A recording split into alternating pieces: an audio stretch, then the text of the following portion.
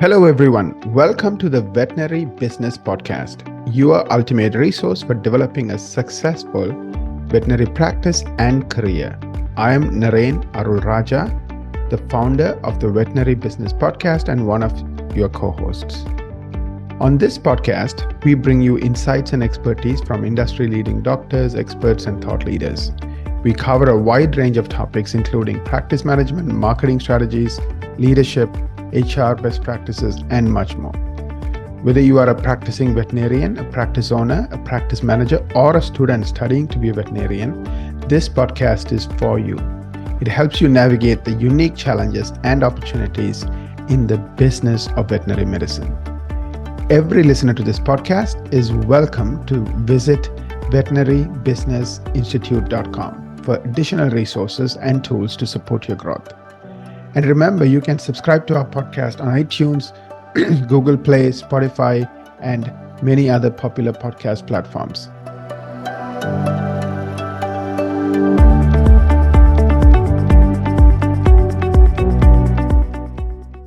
Today, I'm excited to talk to Dr. Amanda Landis-Hanna. She's a veterinarian and founder of Landis-Hanna Consulting Services. We are also proud to announce that she will be joining us as a co-host. So, welcome, Dr. Amanda. I hope that's okay if I call you. How would you like me to call you, Doctor? That's perfect. I really appreciate you hosting me today, Naren. Thank you. And the topic I want to talk about is culture in a veterinary hospital. So before we jump into today's topic, I just want you to take a minute or two to introduce yourself to our listeners. Who are you? What got you into veterinary medicine? And kind of take us to where you are today. Thank you. I am a longtime practicing veterinarian. I've been in practice now for 22 years. I knew I was going to be a veterinarian when I was 3 years old, and I followed the education pathway to make that passion happen. I have practiced, I have worked in nonprofit, I've worked in industry, and I've worked in startups. And currently today, I do both practice as well as consulting, as you mentioned. And I consult on a variety of different topics, including content production. I give a number of different presentations specifically around things like culture in veterinary medicine, as well as mind and overall well-being in the veterinary team. I also speak a lot on accessible veterinary care topics, which is a true passion of mine. Thank you so much. Really appreciate you joining us as a co-host. And of course, I'm so glad to host you and be the one interviewing you today and to talk about culture. So let me start right at the start. What do you mean by culture? What does it encompass? Culture in a veterinary practice is really the underlying thrum of energy that really encompasses the entirety of the practice. It's not only the interactions between the various human beings that work at the practice, but it also relates to how the veterinary team relates to the individuals that are coming in to seek services. It is in part how we respond to each other, how the human interaction really impacts that human-animal bond in a veterinary practice. Right. So what I heard you say is culture is all about the people to animal relationships. And when we talk about people to people, it's between the team and the doctors, as well as your pet parents. Absolutely. And we see in a lot of cases where we have a very positive culture, we see high energy, we see good communication skills, we see great follow-up between clients and veterinarians and veterinary team members. Where we have less communication is where sometimes the veterinary team culture may struggle. Right. I know you are a huge fan of learning, and do you think this idea of continual learning is that critical for a thriving culture in a veterinary practice? Great question. It absolutely is. When you have a culture of education, you have a lot of feedback back and forth between the various members of the veterinary team, because no one person, including the veterinarian, knows everything that there is to know about medicine or about how to interact with the other human beings. There was a long-standing joke back in the olden days when I got my veterinary license that veterinarians were the medicine people that weren't really interested in interacting with humans. However, as you find now, there is no way to escape human-human interaction on a daily basis. So our veterinarians have to be fluent not only in communication with other human beings, but also in how do we educate our clients, how do we educate our team members, and how do we educate ourselves and keep up a constant culture of learning and opportunity. Right. And so when you just said educating the clients, that's something I never really thought of. So you're not just talking about the team and the doctor continuing to learn about new technologies, new protocols, things like that, but also like educating the clients, like getting them on the same page. Can you expand on that a little bit? Like, what does a great culture that's education focused look like from the client's perspective? I think from the client's perspective, it looks like a lot of educational opportunities, but it doesn't come from the veterinarian only. It comes from the support staff. It comes from follow-up phone calls asking about how the patient is doing, but also following up on things like how various lab tests or how various diagnostics may be impacting the pet. It's also about granting additional resources. For instance, you may talk to a client in an exam room, but is that client going to remember the information to be able to take it home to the rest of their family? That is a family member. That patient, that pet is a family member. So everyone has to be on board when it comes to understanding the conditions and understanding the treatment for those individual patients. That's wonderful. Let me ask you another question about culture. I know what a great culture you started describing it, but can you talk about a bad culture, the ones you have seen that are like horror stories, and what is the implication of bad culture? Like, what is the cost of it? Absolutely. So a lot of times when a hospital has a bad culture, it's not purposeful. It's not neglectful. It's not something that they intend to have. But sometimes there is an idea of a top-down leadership approach where a veterinary medical director or a veterinarian feels like they do know everything that there is to know, not only about medicine, but also about how they intend their practice to be run. The disadvantage of that, the quote unquote badness of that culture, is that you're really limiting the feedback of the veterinary team members, as well as the feedback that you might be getting from the clients. And that's really important information to have, because that's going to tell you what is feasible for a client, but it's also going to tell you if there's ways to expand your horizons within your practice, potentially capture more revenue, capture more clients, but also serve the clients in a better way. Makes sense. Let me talk about an experience I just had today. Of course, I'm a pet parent, but this is not to do with the veterinary hospital, but a human, situation. So, my dentist and I had an appointment. I was texted saying she's traveling, so they have to reschedule. And then all of a sudden, I got a text for a new date, and I'm like, "Well, I can't make it, right?" And I told them that I left a message. Now I'm getting a text for another new date. Like, I mean, nobody decided to call me to find out when I'm available.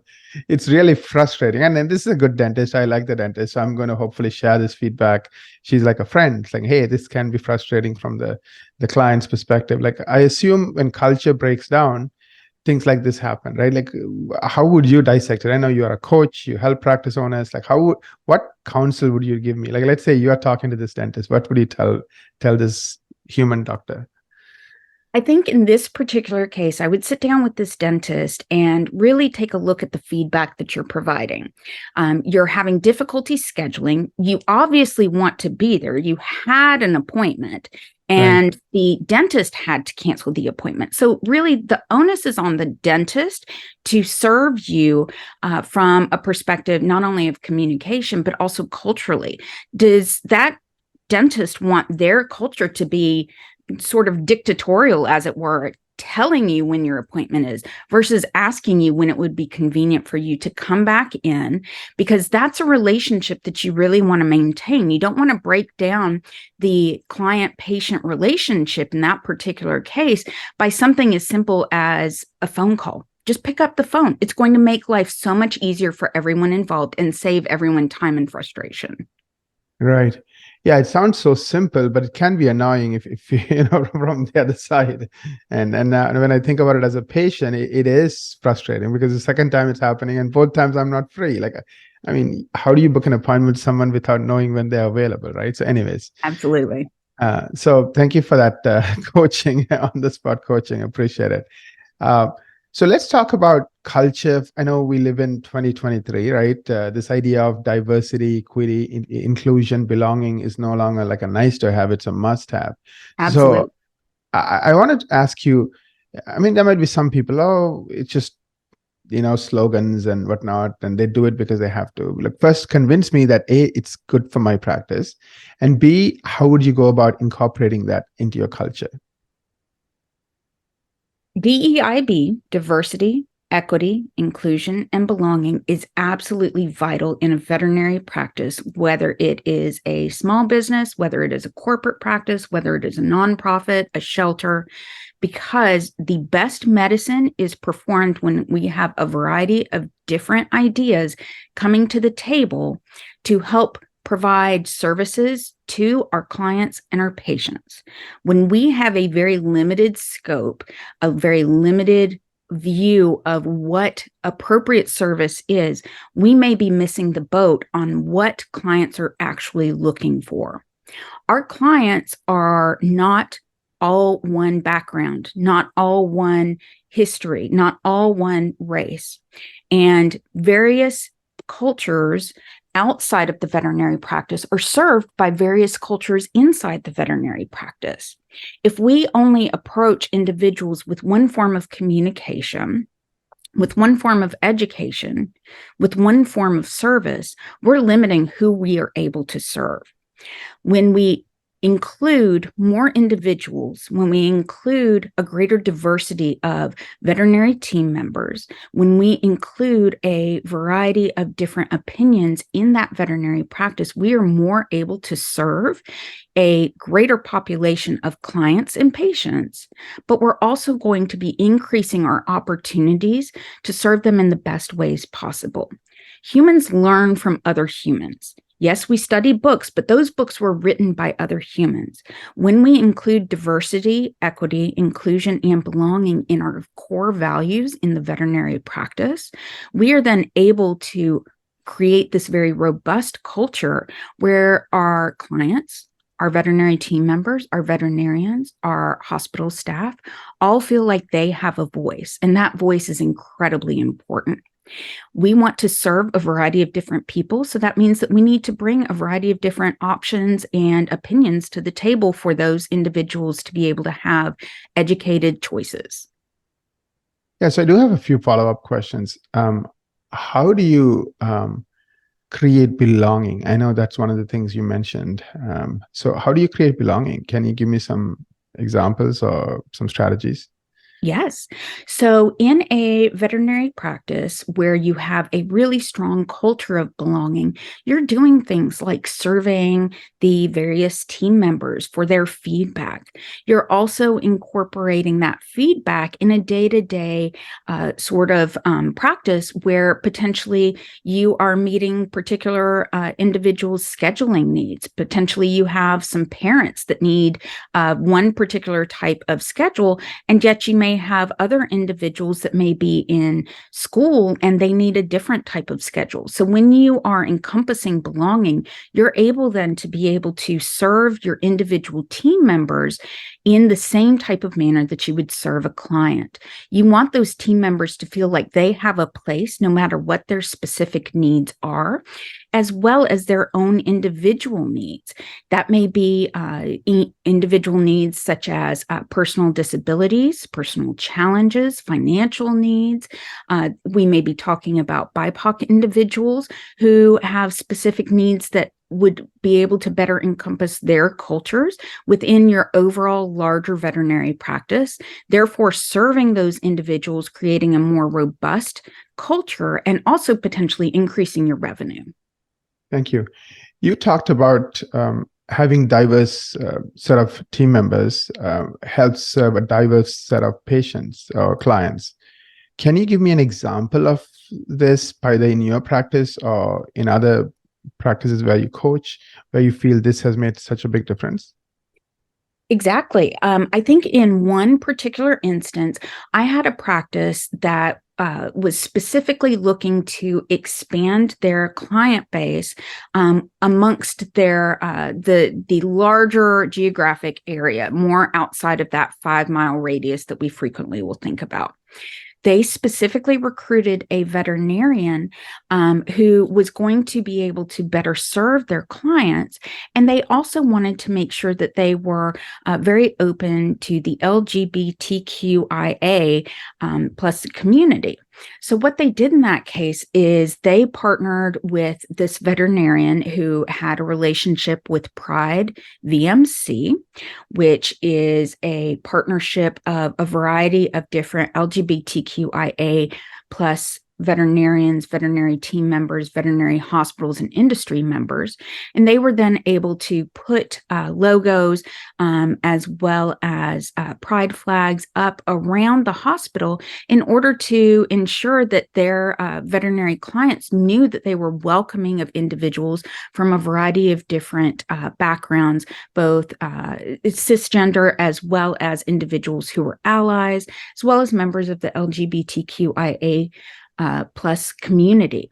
By doing that, they were able to recruit a much more robust population of clients who knew that they were welcome in this practice, that they were included in this practice. And they had opportunities to work with a veterinarian who was gay in their population and was able to serve them. Now, obviously, this veterinary served everyone in that practice, but by being inclusive, that also included a variety of different new clients who were allies and wanted to have the ability to really support the larger community and be able to feel like they were providing support for veterinarians of a diverse background, while at the same time supporting a hospital that was actively supporting the pride population. Thank you for sharing that example. Really appreciate it. I know you said culture is getting created. Nobody goes ahead and tries to create a bad culture. It gets created automatically, right? So what's the role of leadership? Perhaps medical director, hospital manager, or even the practice owner / veterinarian. What is the role of leadership when it comes to culture? I think the leadership's role is really to constantly survey and evaluate culture. Culture is a living organism, a living energy in a veterinary practice. So if you are constantly surveying the culture, surveying the interaction between veterinary team members, surveying the feedback that you're getting from veterinary clients, what you're able to do is identify problems that may be emerging in the culture or limitations that may be emerging in the culture and create change quickly and succinctly. What can be problematic is sometimes when a problem within the culture potentially goes on for a prolonged period of time. Maybe there's a limitation in what the veterinary leadership is really seeing, and negativity is blossoming in that culture where we see divisiveness or we see negative language being utilized in a veterinary practice. When you are able to survey and find out that information information, find out how clients are responding to you, find out how veterinary team members are working together, find out how veterinary team members are working with their veterinarians. You're then able to create shifts or create new opportunities to improve the culture, improve the communication, improve the diversity within that veterinary team, thereby creating positive change without needing to do a full redirection.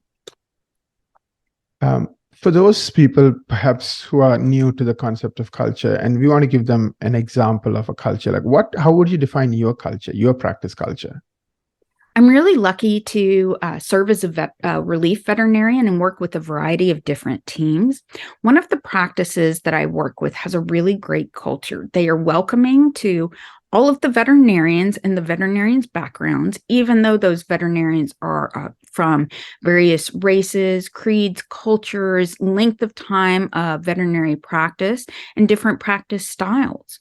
The veterinary team is very welcoming and encourages and enjoys learning from each of those veterinarians, because obviously veterinarians with different backgrounds have learned different things over their time of practice.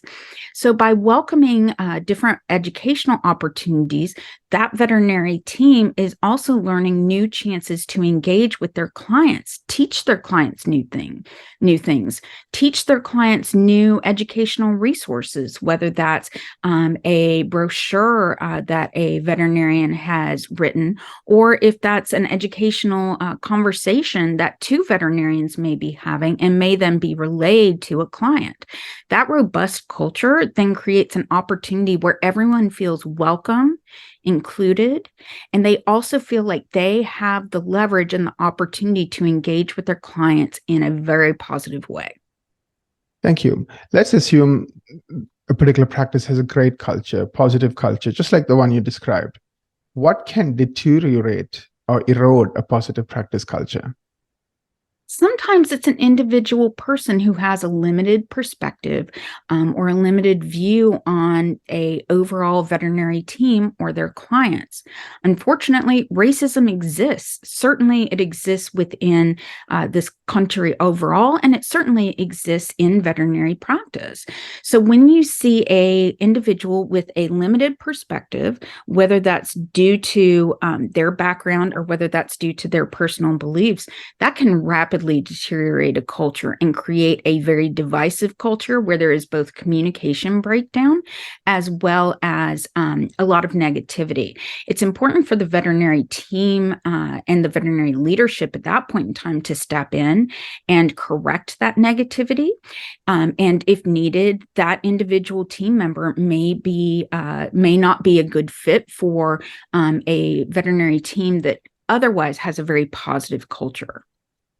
Right. And it could also be person A doesn't like person B, right? It could be even simple things like that. Person A is dominating and, is not a team player. So there could be all kinds of reasons why culture could fall apart, right? Absolutely. Thank you so much. I learned a ton from you today, Dr. Amanda. Thank you for also being a co-host. I look forward to, you are a wealth of knowledge, and of course, you're very articulate, and I really appreciate having you as, one of the co-hosts. And of course, I learned a lot today. So appreciate everything you do for all your clients and, the veterinary profession at large. If somebody wants to kind of follow you or keep tabs, of course, they're going to be hearing from you in the podcast in coming months and so forth. But outside of that, how can they go about doing that? They can follow me on my LinkedIn presence, which is at Amanda-Landis-Hanna, which is spelled AMANDA-LANDIS-HANNA. We'll put a link to your LinkedIn, so hopefully they can stay in touch and possibly even follow you on LinkedIn. So thank you for joining us today and talking about culture in a veterinary hospital. We appreciate it very much.